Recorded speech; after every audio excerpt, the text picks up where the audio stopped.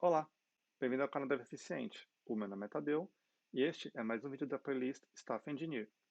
Bom, no vídeo anterior eu comentei sobre o método socrático e como a gente consegue navegar e convencer as pessoas em determinados assuntos de forma empática, mantendo uma segurança psicológica para as pessoas conseguirem se sentirem seguras de trazer novas ideias, independente da aceitação ou não das ideias. E eu comentei no vídeo sobre cenários onde a gente tem o caso de split brain, né, de você tem dois grupos divididos, você vai no meio, você ou é um advisor, você vai estar aconselhando as pessoas, ou você vai ter que tomar uma decisão, e as ideias que estão vindo para você, elas estão conflitantes dos dois grupos, ou três grupos, ou X grupos, e a gente não pode tomar partido, porque tomar partido em discussões técnicas você acaba colocando um grupo contra o outro. Na verdade, não é o que a gente quer, né? Na verdade, o que a gente quer é que essas discussões todas elas cheguem num certo consenso. Muitas vezes a gente consegue chegar no consenso, às vezes a gente não consegue, porém, ainda assim, a gente não pode tomar partido. Né? Você não pode falar, olha, a solução do time A é melhor que a solução do time B. Ou então, chegar lá no time A, a gente vai usar Ruby, não, a gente vai usar, sei lá, Python, não, Ruby é muito melhor que Python. A gente não pode falar isso, por mais que você possa acreditar numa coisa desse tipo, porque você vai desencorajar o grupo que usa Python, eles vão começar a não ir atrás de você, não trazer ideias para você, não vão pedir os seus conselhos, e isso é muito ruim, você criar um cenário de cérebro distribuído, split brain na organização, isso não funciona bem. Isso não significa que a gente tem que agradar todo mundo, né? Então, como é que a gente navega essa situação de, poxa, eu tenho que fazer com que as pessoas se sintam ouvidas, não necessariamente eu vou poder falar sim para elas, na verdade, muitas vezes eu vou falar não, e mesmo você se colocando numa posição onde você está trabalhando com o staff, como é que também você pode ajudar a navegar essas situações? Bom, e eu comentei sobre um assunto chamado os Hotly Debated Topics, ou os tópicos que são debatidos de forma acalorada. Isso é uma tradução mais literal, mais livre, aí não é uma tradução correta. E, bom, é uma técnica muito boa, é um mecanismo excelente para a gente levar discussões para frente. E no final, nosso objetivo não é escolher a decisão que agrada a um grupo ou outro. Na verdade, é a melhor solução para todo mundo. Para o cliente final, em particular, que se a solução for ruim para o cliente final, provavelmente isso vai afetar o uso do seu produto. Se afetar o uso do seu produto, vai afetar a necessidade de desenvolver, que vai afetar a necessidade de ter desenvolvedores. Então, tem que considerar sempre o cliente final, considerar vários fatores, manutenção, enfim, sustentabilidade de manter o que você fez rodando, mas no final é uma solução que ela tem que ser holisticamente a melhor. Acho que esse é o jeito talvez um pouco mais técnico de colocar. E essa ideia, para quem já usou, tem um termo chamado ADR, Architecture Decision Records, o registro de decisões de arquitetura. No GitHub tem isso, na AWS tem vários lugares que tem isso. Se você já usou esse mecanismo, você vai ver um overlap muito grande, como que eu vou explicar. Se você nunca viu, excelente, você vai aprender duas coisas, né? Que existem esses ADRs, maneira de nós documentarmos as decisões técnicas importantes do projeto, e como a gente pode usar isso para resolver conflitos e gerar consenso, né? Como compartilhar dessa técnica aí. Bom, a primeira coisa, acho que o passo número zero, já percebi, tem muitas discussões que elas ficam acaloradas e elas se perdem no barulho da discussão. Exemplo prático, você começa a discutir, por exemplo, qual linguagem de programação que a gente vai usar, qual framework que a gente vai usar, enfim. Se a gente vai usar microserviços, vai usar monolitos, enfim. E aí, uma coisa começa a puxar a outra, e quando você percebe, você tem cinco ou seis assuntos que estão sendo debatidos. Então, tem uma pessoa reclamando, dando argumentos para o assunto A, aí tem uma outra pessoa dando argumentos para o assunto B, e essa pessoa que está dando argumentos para o assunto B não está percebendo que a outra pessoa está falando sobre o assunto A, aí vem uma terceira pessoa. Então, quando vários problemas eles se misturam num problema muito grande, e aí dá ruim. Aí não, você pode gastar uma hora, uma semana, um mês, um trimestre e vai dar no mesmo, porque as pessoas estão olhando partes diferentes do problema, né? Tem não sei se é uma lenda, mas uma história, acho que ela é indiana, inclusive, se eu não me engano, que são os três cegos e o elefante. Então tá um na orelha, um tá na tromba e outro tá no rabo do elefante. E os três estão certos que eles estão. E no final todo mundo esqueceu que eles têm que falar sobre o elefante. Né? E a ideia é que é basicamente a mesma. Então, pegar esses vários problemas, primeira coisa, quebra. O que a gente quer discutir? É a linguagem de programação? Então, beleza. Vamos falar só sobre a linguagem de programação. Ah, mas tem a parte de fazer um onboard dos desenvolvedores. Nós estamos discutindo linguagem de programação. Depois tem que discutir como é que a gente vai treinar as pessoas, mas o que a gente quer discutir? Se a gente tem que adotar uma linguagem nova, se a gente tem que adotar um framework novo, tentar deixar o problema o mais singular, o mais diminuto, pequenininho ali possível. Ah, mas ele tem ramificações, tá? Ele vai escolher a linguagem errada, vai afetar. Tudo bem, delimita o escopo. Monte aí, eu vou pegar do vídeo que o Alberto, monte o seu bounded context, o seu domínio ali do DDD, o mais conciso possível e mantenha a discussão naquilo. Não deixe a discussão se perder. Isso é uma premissa básica. Obviamente, defina qual o problema, né? Então, o que é o que está sendo debatido. De novo, eu vi um exemplo aqui do GitHub, a gente vai usar branches para hotfix, a gente vai usar, enfim, como é que a gente vai fazer? Defina o problema, em forma de pergunta, né? E coloca as opções, enumere todas as opções que as pessoas estão dando. Então, grupo A quer uma, grupo B tem outra, e o motivo, né? Qual que é o porquê, qual que é o bom, né, daquela solução, e qual que é o contraponto, qual que é a parte ruim daquela solução. Então, tendo isso, funciona muito bem para poder ficar bem claro para todo mundo que for ler, ter a mesma perspectiva. Então, em vez de um estar mexendo na orelha, um estar mexendo na tromba, tá todo mundo vendo o elefante.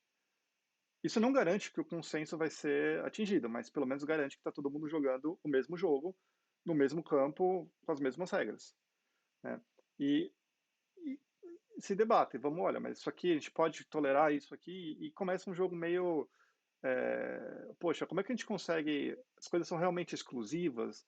Uma coisa que você vai perceber, ou pelo menos que eu já percebi em cenários que eu tive, foi às vezes as opções, as partes boas, elas não são necessariamente exclusivas, elas não são uma ou outra. Você acaba podendo combinar elas. E quando você segue essa abordagem de perguntas, tá, mas então isso aqui tem alguma diferença? Ah, isso aqui é um gosto pessoal? Ou isso aqui realmente tem uma vantagem?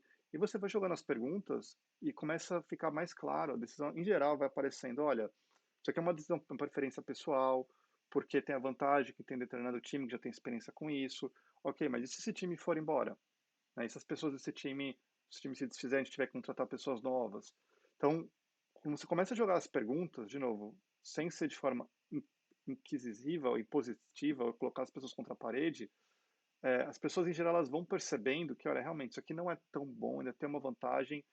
E aí você começa a procurar, bom, tá, mas quais são as propriedades boas que eu quero dessas opções aqui? Né? Quais são as propriedades boas realmente? Como é que a gente consegue manter as boas e minimizar as ruins? Como é que a gente elimina as ruins? E, de novo, é um processo de questionamento.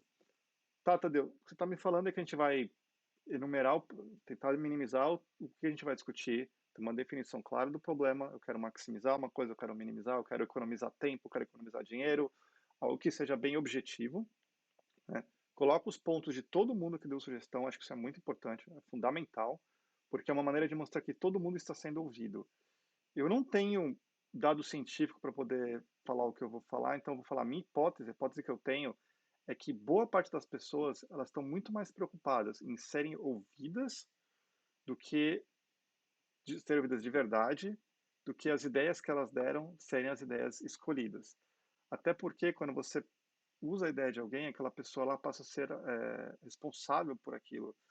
E dá para colocar uma hipótese que, em geral, as pessoas elas têm. Nem todo mundo se sente confortável se tornando responsável por uma determinada coisa. As pessoas querem colaborar, mas se der alguma coisa errada, elas não necessariamente querem ser responsabilizadas. Acho que dá para, empiricamente, tipo, né, faz sentido isso, de novo, eu não tenho como fazer. Deve ter estudo científico sobre isso, eu não tenho como fazer olha, cientificamente, não tenho como falar isso, mas pela minha experiência empírica, em geral, quando as pessoas são ouvidas de verdade, você vê que realmente qual que é a sua opinião, como é que a sua opinião desenvolve a sua opinião, me explica a parte ruim, né, o downside da sua opinião, da sua ideia. Em geral, as pessoas se sentem muito confortáveis, mesmo quando a ideia delas pode nem ser, nenhum pedacinho da ideia delas acaba sendo usado na decisão final. Então, isso é uma coisa que eu já vi com experiência, desde que as pessoas entendam os motivos, né? Então, realmente tinha esse problema que eu não tinha pensado nisso. Mas tem casos, e isso assim, isso no meu caso tem sido a regra, né? Mas em geral tem exceções, onde as pessoas estão realmente fissuradas, apaixonadas pela ideia delas e olha, tipo, minha ideia ou eu não quero saber. Isso acontece. E, de novo, a gente não quer tomar partido, lembra? Como líderes técnicos, a gente quer ter certeza que a gente está montando um ambiente inclusivo onde as pessoas possam se expressar, mas no final, a ideia tem que ser a melhor ideia. A ideia não é a mais votada. Tem alguns casos, você pode até querer votar, mas no final eu procuro evitar isso porque, enfim, você acaba tendo um viés positivo muito grande, a menos que seja uma coisa, cenários muito específicos, é meio perigoso. Vamos votar então. Em geral, quando acontece isso, é que a gente perdeu a gente já perdeu o foco da discussão, né? Que a gente está abrindo mão, deixa todo mundo escolher aí quem votar mais, está tudo certo. Eu não concordo que essa é a melhor maneira de tomar decisões técnicas, essa é a minha opinião, fiquem à vontade para discordar, mas historicamente, todos os casos que eu vi que foram assim deram ruim. Então, na verdade, tem que olhar melhor, tem que se aprofundar mais nas características, do impacto de 3, 6 meses, um ano. No caso que foi da tecnologia, tá? E como é que essa tecnologia a gente imagina ela tá daqui 5 anos? Tem muito, não sei, achar. Mas voltando para o caso onde você tem uma pessoa que não está, ela quer impor a ideia dela, o que eu já, maneiras que eu percebi de minimizar isso e de conseguir seguir em frente, a primeira, sim, se a ideia é ruim, a ideia é ruim, não tem o que fazer. Mas é mostrar na hora que você vai documentar a sua decisão de arquitetura, ou você vai documentar qual que é a conclusão, né, do seu Hot Debate Topic, do seu item debatido de forma acalorada, você colocar quais foram os disagreements, né, as coisas onde nós não concordamos, onde não teve concordância nenhuma, deixa documentado. Por que isso funciona muito bem? Primeiro, voltando naquela tese da pessoa se sentir ouvida. Olha, o Tadeu tá louco para usar a linguagem de programação A, mas no contexto aqui da empresa, no contexto do problema que a gente vai resolver, a linguagem de programação B claramente se adapta muito melhor, ela preenche muito melhor o que a gente precisa, né, no curto prazo, no médio prazo e no longo prazo. Então, pelo menos por 3 anos aí, claramente ela é a melhor ideia nessa determinada coisa. E o Tadeu quer porque quer que seja usada a linguagem A. E o Tadeu explicou, mas os argumentos do Tadeu eles não são fortes o bastante, tem muito risco, tem um risco que é desnecessário, e talvez o projeto não suporte isso, talvez a situação não suporte, e a gente quer primeiro testar isso numa outra situação para ver se faz sentido. Estou inventando uma situação aqui. Colocar lá desacordos. O Tadeu, essas pessoas todas estavam presentes, né? As pessoas em geral concordaram. O Tadeu, ele não concordou, ele acha que a linguagem é melhor, ele entende que existem riscos, porém ele mantém a opinião dele. O que nós concordamos de fazer aqui foi de não seguir a linguagem A nesse momento, de procurar um projeto adequado para usar a linguagem A, para a gente poder aprender onde tem um risco menor, onde tenha mais tolerância para falhas do que nesse projeto, e por esse motivo a gente acabou não optando. Em geral, isso funciona muito bem, porque estão professor, tudo bem, você quer fazer, esse não é o melhor cenário. Vamos procurar um cenário para você. Tá? A gente entendeu os seus pontos, mas nesse cenário não dá. O risco é muito grande. A pessoa que vai ser responsável por isso não está disposta a assumir esse risco. É uma decisão, enfim, da pessoa, ou uma decisão do grupo, de quem quer que seja. Mas a gente entende que a sua opção ela é boa em outros cenários. A gente vai procurar esses cenários.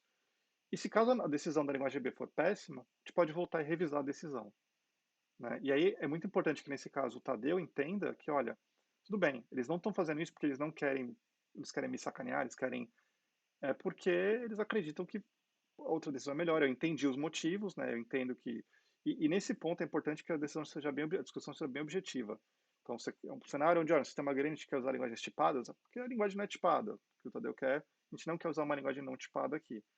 A gente quer usar algo que tem um suporte. Enfim, estou inventando um exemplo aqui, mas para tentar ilustrar que você não vai agradar todo mundo, não tem como nós agradarmos todo mundo, e que as pessoas elas vão, assim, elas entendendo que elas foram ouvidas e que isso está documentado em algum lugar, e que a recomendação que você vai passar para o seu diretor, CTO, quem quer que for tomando decisão, olha, tá aqui, foi assim que a gente decidiu.